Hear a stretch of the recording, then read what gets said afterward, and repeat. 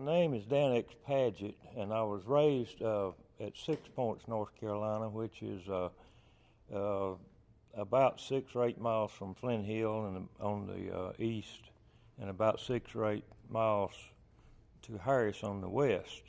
Snuffy Jenkins lived at Harris, and Earl was raised at Flint Hill, and various other banjo players in our area that I knew. And from the time I was 8 or 9 years old, I started in music. And about the first musician that I remember meeting was Scruggs. He came to my house when I was a little kid, driving about a 47 Ford Coupe, and said, "Where's that little boy that plays the banjo? I'd like to play the guitar with him." And that was my first time to meet Horace. That's was one of the first guitar players that I knew. Knew him over 60 years, and later on I met Earl, and I knew him over 60 years. And I was raised right in the heart of the banjo country. As far as I know, they traced it back as far as it could go, and it was right there in our community. And talk about what you've learned over the years about how the banjo relates to Cleveland County in this area. Well, when I was raised up, the banjo pickers were very few.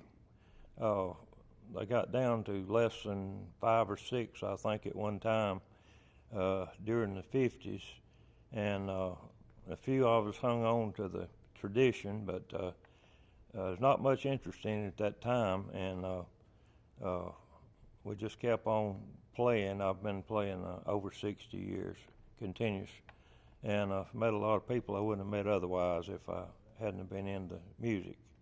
A lot of celebrities that I wouldn't have met, and a lot of travel, and a lot of new things that I would never have been able to do had I not. You spoke briefly before we went on about the different styles of banjo. Were any of those developed here, or as far as you know, what were the styles as they evolved in this area? Well, of course, the banjo came from Africa.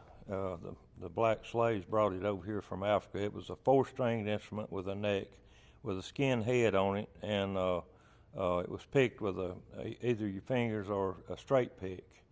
And I believe it was 1843, Joel Sweeney in Virginia added the 5th string, which made the banjo the only American instrument that's native to America.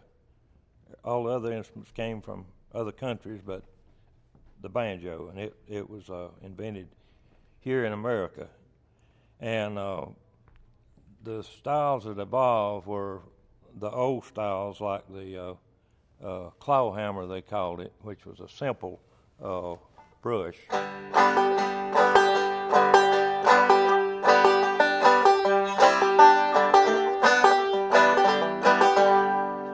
Various styles evolved into different patterns. They had what they called a drop thumb, which was the thumb dropped from the 5th to the 2nd and back and forth.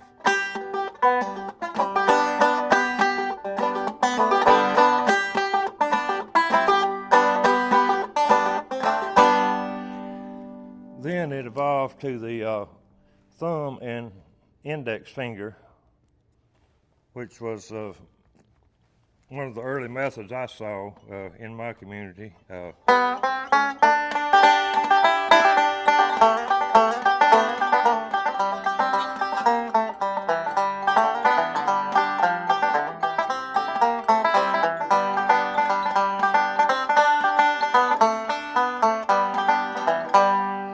lot of that going on during the 40s and 50s and 60s, and then a little bit later on, I think most everybody learned to pick that way first, and then the 3-finger style came later.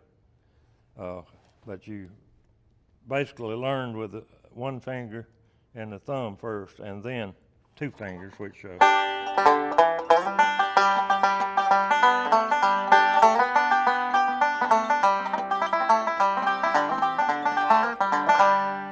that sort of picking, and that's the way it is today.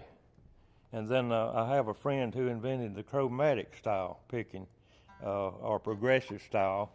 Bobby Thompson, a good friend of mine, he played on hee-haw played the theme on Hee Haw and the theme on Smoking the Bandit, and was with RCA Recording Studio from 1961 to the mid-'80s, and he developed that style. And so we have different styles. Well, how did you learn the banjo? Well, I don't know what possessed me to want a banjo. I had a pretty good guitar, and I got cheated real bad. I gave my guitar, I think, $65 for a banjo. I didn't even know anyone that played the banjo at that time, and I was at Ellenborough Fair one time, and my dad knew the pickers. He had a quartet. He really wanted to be the banjo player, but it was during the Depression. He couldn't afford a banjo. They found one in Spartanburg, South Carolina, for $50, but they couldn't raise enough money. So he had a quartet. So he decided, I guess, that I would be the banjo player. So he took me around to the live radio shows in Spartanburg, and he took me to see Snuffy Jenkins when I was about 6 over at Oakland School. And he'd take me on live radio programs. There wasn't any television at that time. And he'd take me in, he'd say, now, when that light comes on, you be quiet, you know, because we're on the air. And so that's the kind of environment I was raised in. And then he started taking me to see Mr. Brooks, Rex Brooks' brother, George, to teach me to play. And I began learning from him. And from there, I just began to pick up and learn, you know. What should people know about Rex Brooks and Smith Hammett? Well, as far as it can be traced in this area, they were the two first. They inspired Don Reno, Earl Scruggs, John Johnson, Donnie Root, even Junie Scruggs said that one night he was asleep at 2 or 3 o'clock in the morning, and Rex and Smith used to come by, and his mother would cook them breakfast. And they woke Junie up playing the banjo. And Junie said, right then I knew that's what I had to do, was play the banjo. So he made a banjo player. And I'm pretty sure influenced Earl. He showed me how to play Sally Gooden when I was a kid. He was a big old man. I was a little kid and sitting in a chair, and he'd reach around the chair and pick Sally Gooden. I'd watch his hands. And that's how I learned to play Sally Gooden. Were those gentlemen, can you describe the era that they had as their heyday, Mr. Brooks and Mr. Hammett, when they were active, and then when you were young, how much older were they than you? I need to get a picture of these sort of generationally. How much older were they than Earl Scruggs or than Don Reno? Okay, the two premier banjo players in our part of the country in the early days, as far back as it can be traced, is Smith Hammett and Rex Brooks. And it's said that Rex was as good a banjo player as Smith, but he didn't get the opportunity to be as well known as Smith Hammett. But their banjo was ordered at Washburn's General Store, which still operates in Washburn, North Carolina, from the 1800s, 1890s or whatever. And it's said that Rex Brooks ordered the banjo, but Smith Hammett ended up with it. And the banjo is still in Shelby, North Carolina, the original Smith Hammett banjo. And they seem to be the two men that inspired every other banjo player around. At several different times, Smith Hammett lived at Gaffney, he lived at Cliffside, at Mooresboro, and Bostic. And he was a sharecropper, and he worked on his farm in Cliffside, and that's how Donnie Roop learned to play the banjo. And he worked at the train yard in Bostic. That's how John Johnson learned to play. And then he inspired Snuffy, because Snuffy Jenkins played guitar when he was 14 with the band, and so he decided to play the banjo. So, and Snuffy inspired Earl Scruggs and Don Reno and so many more banjo players of that era. But Smith Hammett died in 1930, and Rex right around that same time. But what they passed on lives today through those two geniuses. They said that they could just. I've talked to people that knew both of them, and I talked to Mr. Lovelace there in Ellenborough when I was a kid, and he said I've heard both of them play, and he said they were excellent. He said they were just outstanding for their day. Most people associate the banjo with bluegrass music. Of course, that's what it got called some years after Earl joined Bill Monroe's band. But what kind of music are we talking about here with Brooks and Hammett and the banjo as it was played in the 20s and 30s? Well, I think they called it hillbilly music or country music. Hillbilly music, I think, as they defined it. It was more or less hillbilly music, or back porch music. Most of it was played on the front porch or get-togethers on Saturday night in the yard or whatever. I've had several pickings of Snuffy like that. He'd come over to my house and we'd get out in the backyard and pick, and I'd go to his house and we'd pick on Sunday afternoon. And it was just a good time. It wasn't. That was back before the days of television, and that's what you did on Saturday night. Were all the musicians you're talking about amateurs, semi-professionals? Were there any professionals? Oh yes, there were. They had, matter of fact, David Holt was telling about a band way back in the 30s, I think, or 40s, that drove all the way from Asheville. They'd drive 200 or 300 miles to do shows, and it wasn't that many, but there were some. A few of the I'm sure Smith. It's sad that they didn't have any recordings. They started to Asheville, North Carolina, one day to record in I believe it was a Model T. And the car broke down. They never did get there. They gone about 3 days, and they never did make it. So there's no live recordings of their picking. But if you want to hear Smith Hammett and Rex Brooks, listen to Snuffy Jenkins. That's Smith and Rex. That sound came through. What about the influence of radio? And I'm talking about when you were a young man and you're learning music and learning the community. What influence did radio have? What were the stations and what were they playing? Well, the first station I went on was WOHS in Shelby when I was 14, barely able to pick. Mike Lattimore was my partner in music. He just passed away this year. They actually threw me on the air before I could pick real good, and I learned. Don Gibson was still there at WHS, and we went in 1950. He left late 50, early 51, went to Knoxville, Tennessee. But he used to work at the radio station and had a program on Saturday afternoon at 2 to 2:30. We had a program 12 to 12:30. And then he worked for the J&K record shop in Shelby too, on the side, but he was still in town. We had a big time. We began to do television in the early days.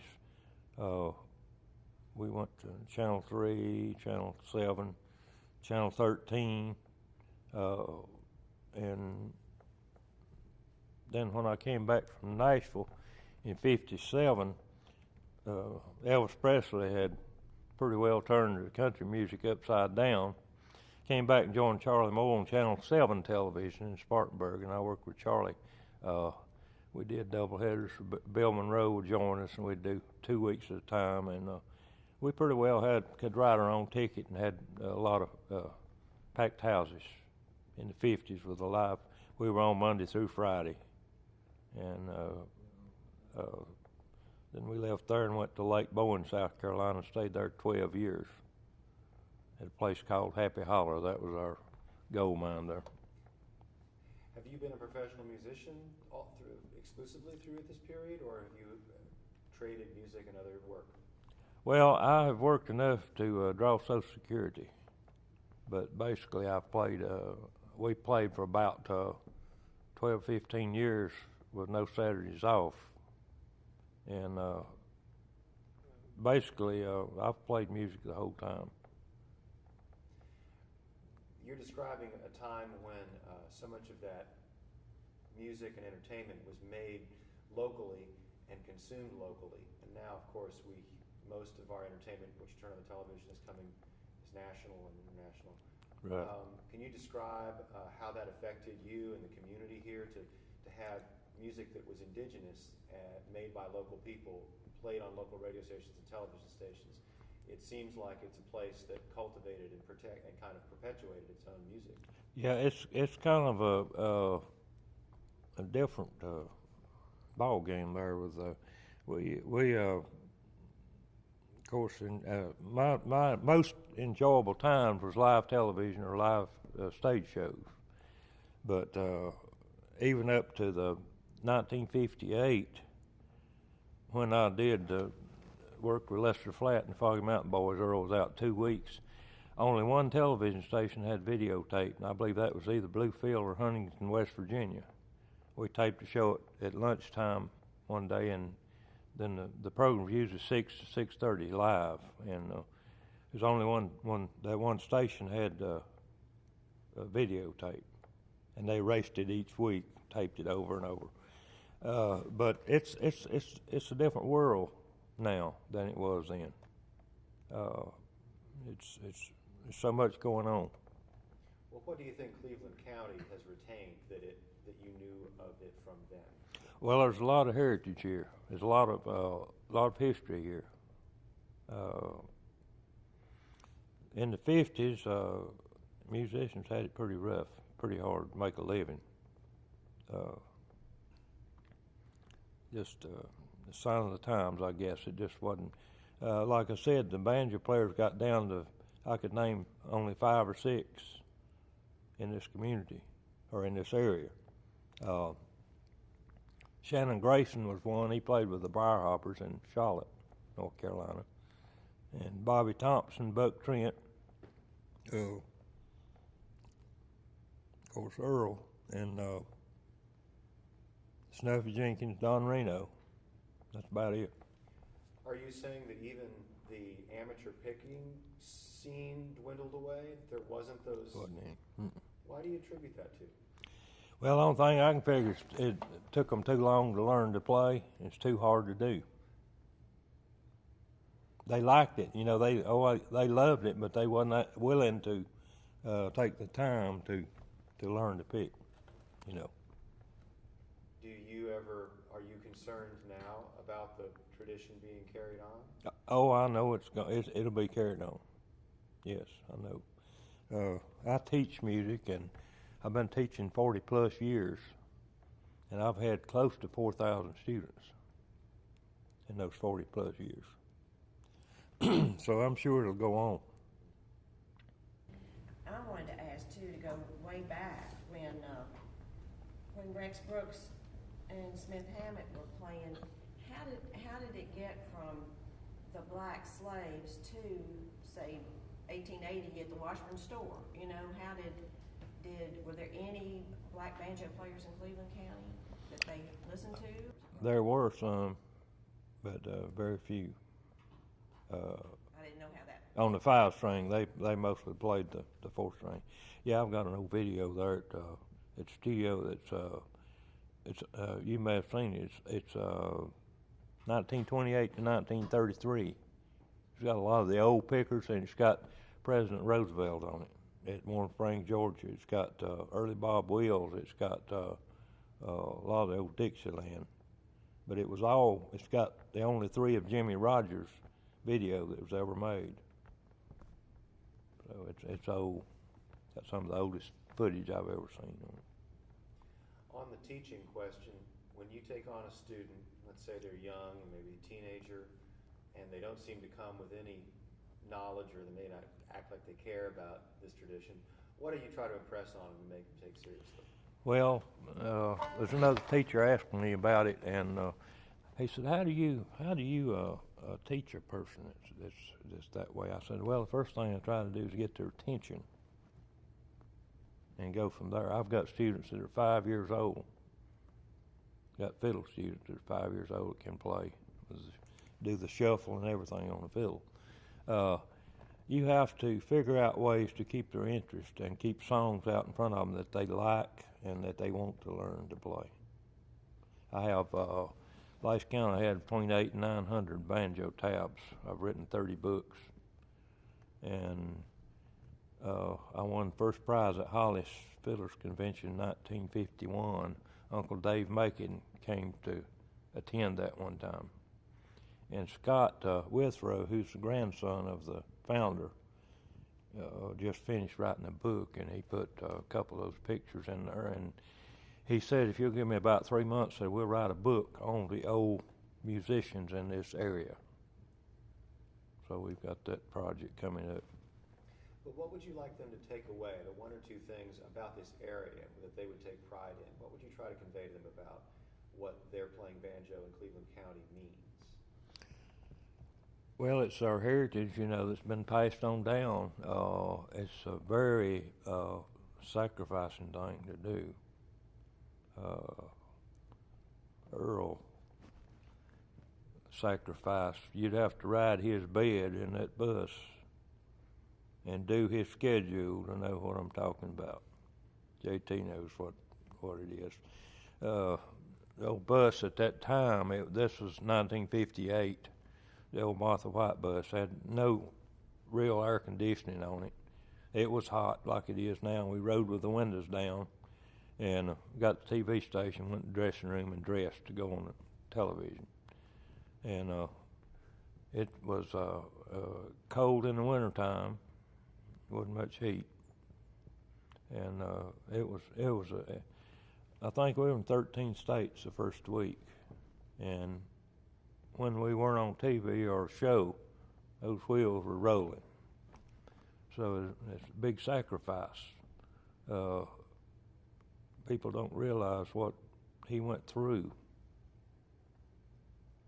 to get where he got. And I've had people say to me, well, all you do is get up there and wiggle your fingers a little bit to make money. Yeah, right. They didn't see all the all-night things and traveling the roads and all night, up on the road and all the sacrifices that people make to get there.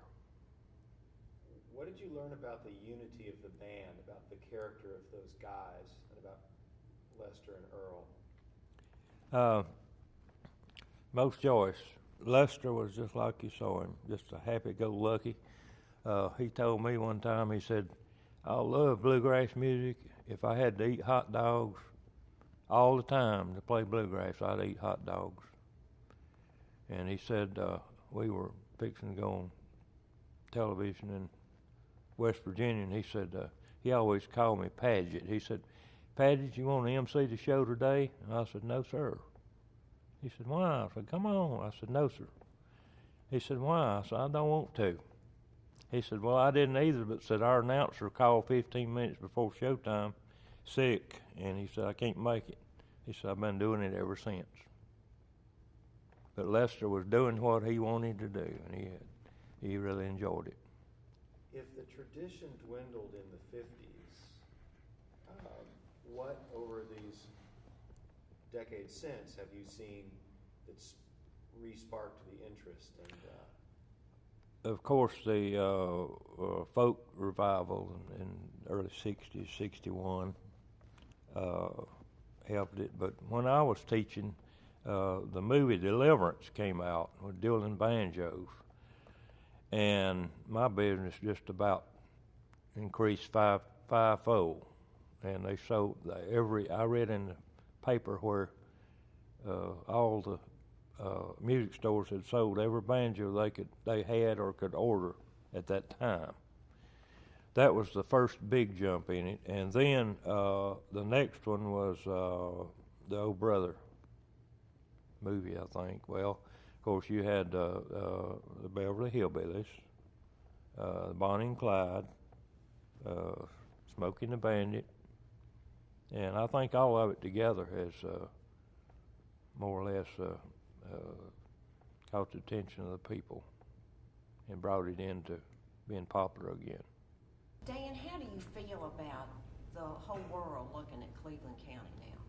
Because I think the music is so popular, and it is our heritage, and it's so unique, and people are interested in us that have never been interested in us before. And how does that make you feel? Well, it makes me feel good, but if you'll go back and think, the number one icon in the whole world is Earl Scruggs. And Earl's from this area. He drew attention to from the whole world to this area, even overseas. So you have to give him credit for being the number one banjo player. So it doesn't bother you to have all these travelers coming in here in the future to check us out and want to know who we are? Well, you get used to the complete strangers that you feel like you know that they know you, but you don't know them. It's a strange feeling. We've done that several times, you know. We worked television stations regular, and we'd see people, and I've even been in Atlanta, Georgia, and somebody come up and call my first name, and I'd never seen them before, you know, but you just kindly speak and go on, you know. Can I ask one? Sure. Dan, I remember, and I told you this one time before, when you were maybe 18 or 19-year-old, but anyway, you were a teenager, you used to come to Dad's. And I remember you were always a tall, thin guy. And what makes me, it tells me how much you loved it was, you'd come over there when he is off, and you guys would just sit on the front porch and pick. And you must have done that that I remember, for maybe even as much as a couple of years. Yeah. You just come by and stop by. Yeah, he taught me. I think that shows how much you loved what you was doing. Yeah, he taught me to play Sally Gooden. Well, I went to Wake Forest College to make a medical doctor. And I went to the old campus at Wake Forest. I went to the new campus at Winston-Salem. I went to Gardner-Webb College, and this music kept just gnawing at me and gnawing and gnawing. And I said, okay, if that's what I'm supposed to do, I'll go do it. So I went to Nashville and joined the McCormick Brothers